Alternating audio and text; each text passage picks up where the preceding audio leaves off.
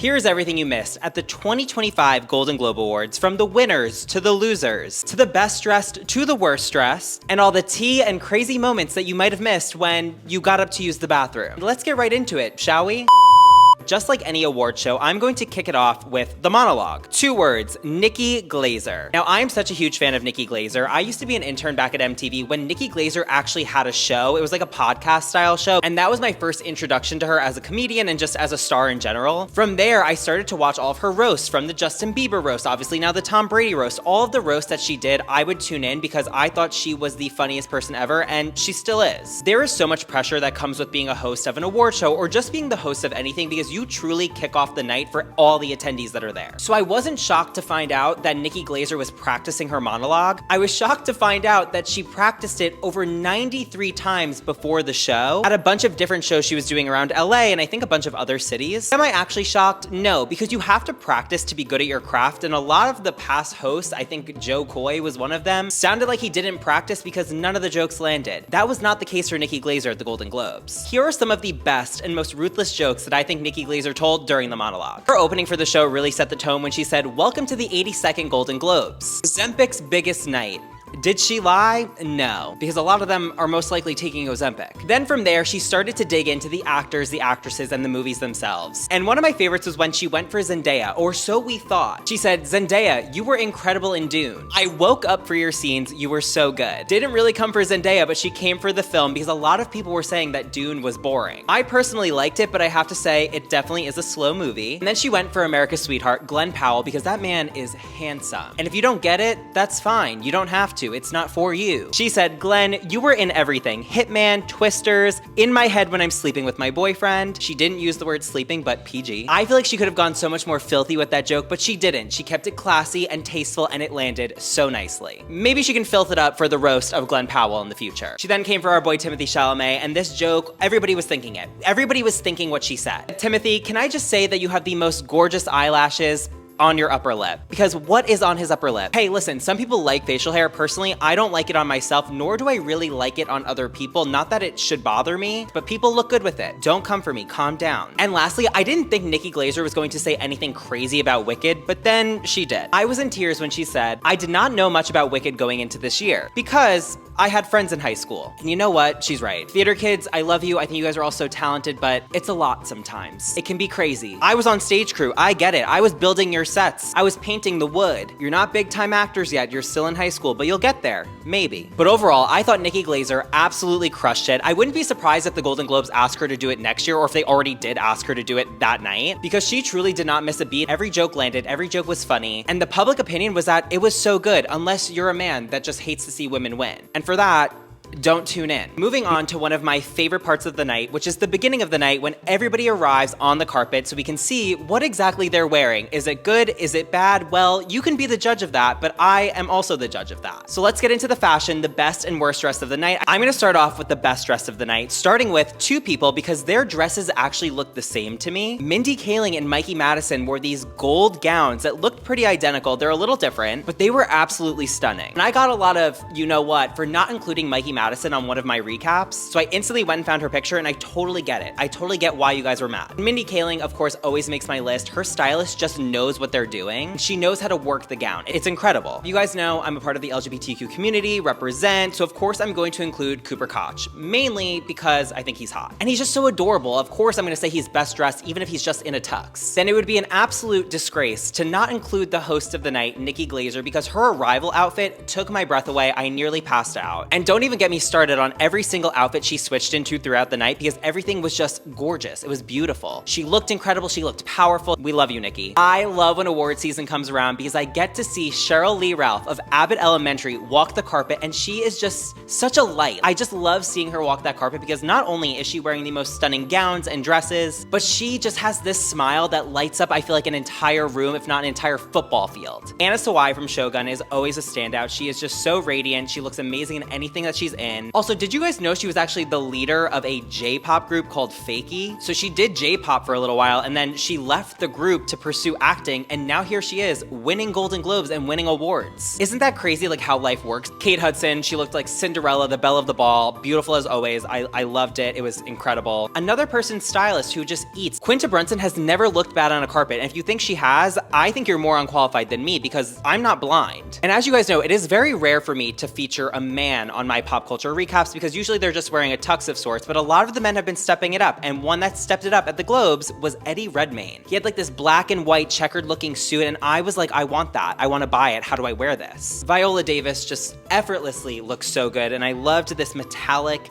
style of an outfit. It was just so gorgeous. She really stole the show. Cynthia Erivo, I mean, are we kidding? She showed up in this black and white, I don't even know, dress gown mix. I don't know. It was incredible. But the one thing I couldn't take my eyes off of was her muscles. She is ripped. She is jacked. She must go to the gym like 5 times a day. It's insane. She could literally bench press me. I did not forget your favorite girlies. Selena Gomez was serving old Hollywood glamour in this light powder blue dress. It was beautiful. And then she had the necklace that was just, chef's kiss. Another Disney star, Miley Cyrus, showed up because she was nominated for Best Original Song in The Last Showgirl, which was, I don't think it won anything. I liked her dress personally. I know a lot of people didn't really like her hairstyle, but I feel like it was giving like 90s Hollywood glamour because the theme seemed to be old glamour. But I know a carpet hates to see her coming, and I know she loves to walk them. She looked so cool. There's like a clip of her walking, and she's loving this. She's enjoying it. Demi Moore, the woman that she is, she took my breath away. She looked incredible. I loved the outfit. I thought it was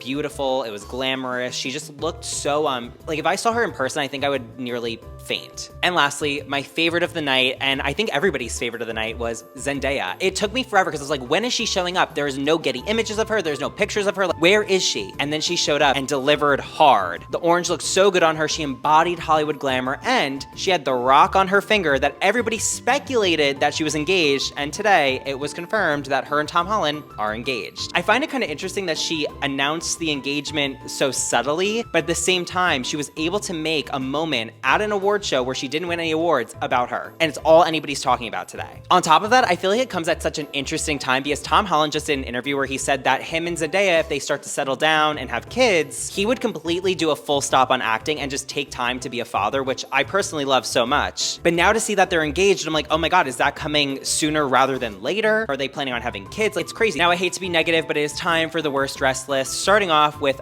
Jeremy Strong. I hated everything about this green look. I hate bucket hats. I hate hats in general on a carpet, and I hated the sunglasses. It's just like not my vibe. It feels very frat bro, and I saw someone say that a bunch of frat bros will probably dress as this for Halloween. And to me, if your outfit becomes a Halloween costume, it's not a good outfit. I'm so sorry, Jeremy Strong. You're cute, not my vibe. Next, we have Melissa McCarthy. Hot take, I know. I thought she looked stunning. Her beat was great. I just didn't like all of the ruffles. A lot of people liked the ruffles. I just felt like it swallowed her, and sometimes she looks more high glamour than costumey, I guess is the best way to put it, and the pink was just a lot. Next, we have Coralie Fargett. She was the writer and director of The Substance, and it looked like she was covered in trash bags. That's literally all I can say, but congratulations to her for such a great film, so it doesn't even matter what she's wearing. Ali Wong, you are so talented, you're so funny, you're so pretty. Why are you dressed like a Valentine's Day piñata? It looks like you have streamers ripped all over you. I just don't get it. I don't know who dressed you. Hate being mean, but like it was, when I saw it, I was like, damn, I'm gonna have to be mean for this when I try to be nice. Her comedy special was amazing. I'm so glad she won, but the outfit was not it. You guys will ride for Timothée Chalamet until the wheels fall off, but I'm gonna say one thing, I hated the tie. Like, it was literally supposed to be one of those normal ties that you tie yourself, and for some reason they wrapped it around his neck. Like, is that fashion now? It's like,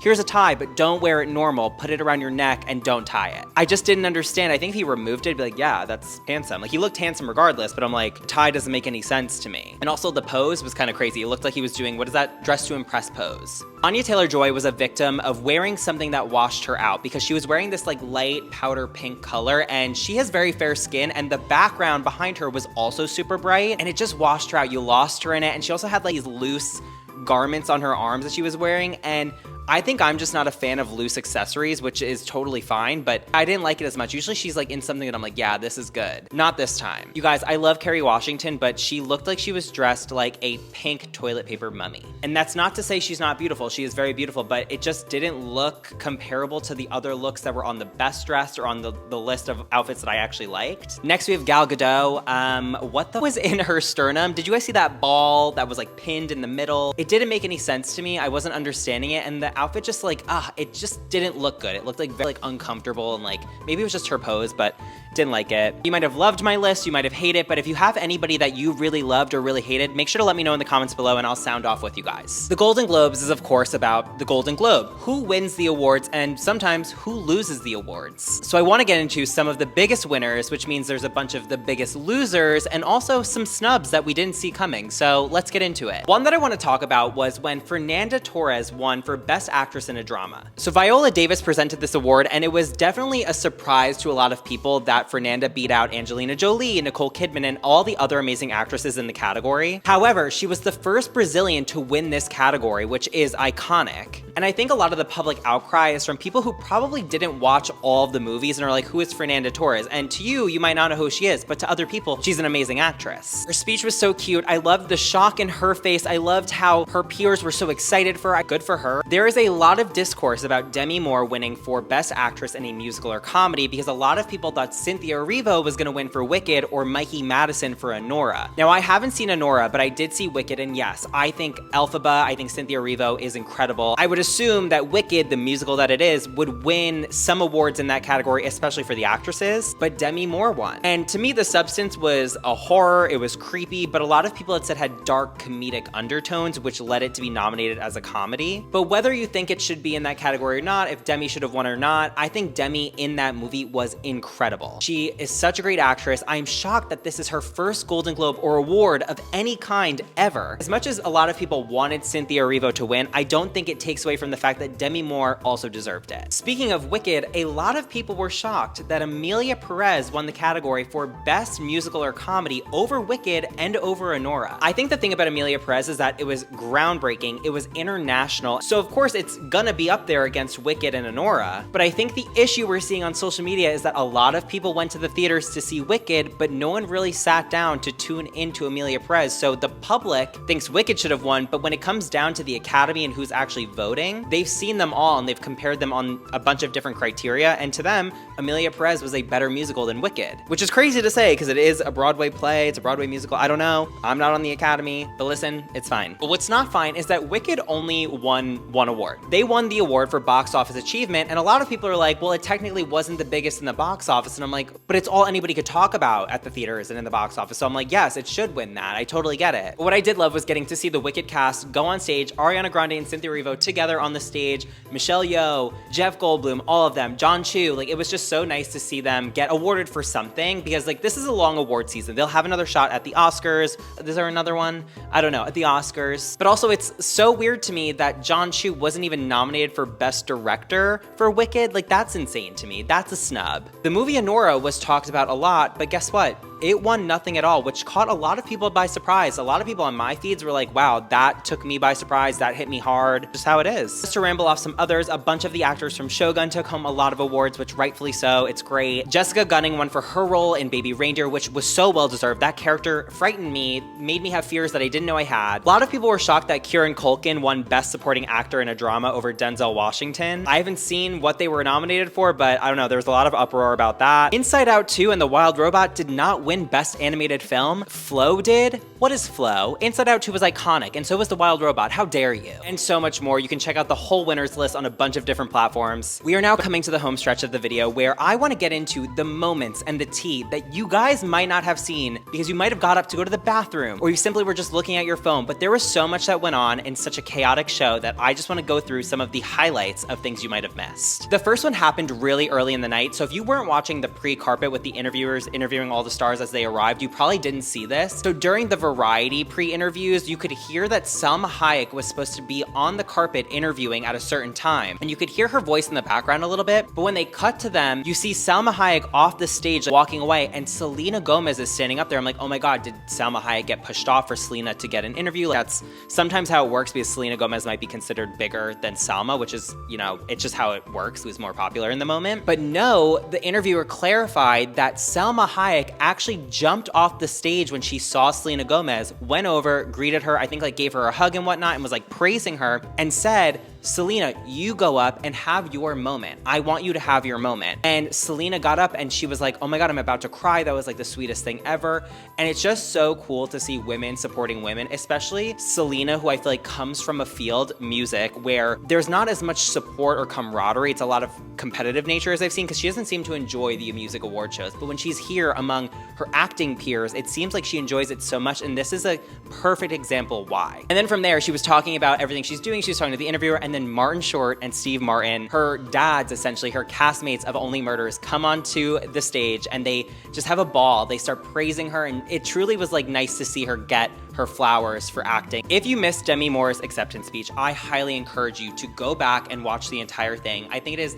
something that a lot of us need to hear when we feel like we're not doing enough, or we're not good enough, or we're not welcome in a space, because she truly hit home as to why we should always feel welcome in the things that we do. Now, that was very heartfelt, but speaking of Demi Moore's speech, there was a little drama on social media because people love to run with anything they can. So right after Demi Moore's speech, Kerry Washington and Andrew Garfield were presenting the next award, which I believe was for male actor. And as Kerry Washington went to talk, she went, wow, wow, wow. Good luck to the next, and then she was muted and she continued to talk. This led everyone to speculate what she was saying, and it wasn't good. They thought she was throwing shade at Demi Moore, saying things like ignorant B-word, or that she's hard to work with, or these crazy things, which I'm like, why would she say that on live TV? I don't think that's the case. Well, it turns out it wasn't muted on Paramount Plus, and what she actually said was, good luck to the next person who needs to give a speech. So there really wasn't any tea. It was basically her saying, good luck to anybody who has to give a speech, because all these people out in the crowd who are your peers are being super loud. And I think you could even see Andrew Garfield trying to hush the crowd as they were trying to present the next award. So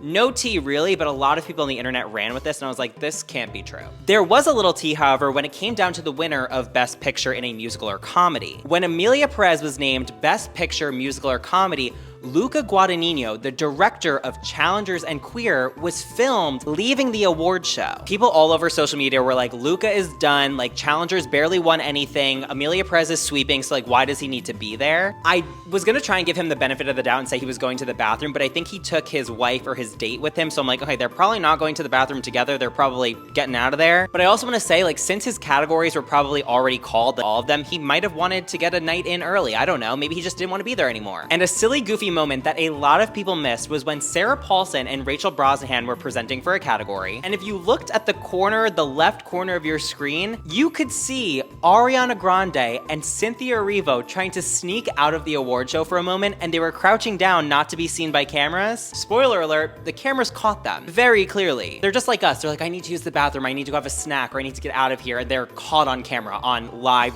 national television. So much happened at the Golden Globes this year, and if there's anything I missed that you personally loved or even hated, make sure to comment below so we can sound off and talk about it more. And if you like this video, make sure to like and subscribe to have more content come your way during award season, in pop culture in general, and maybe just my life in general, because I just love to talk. And that's it for now. Bye!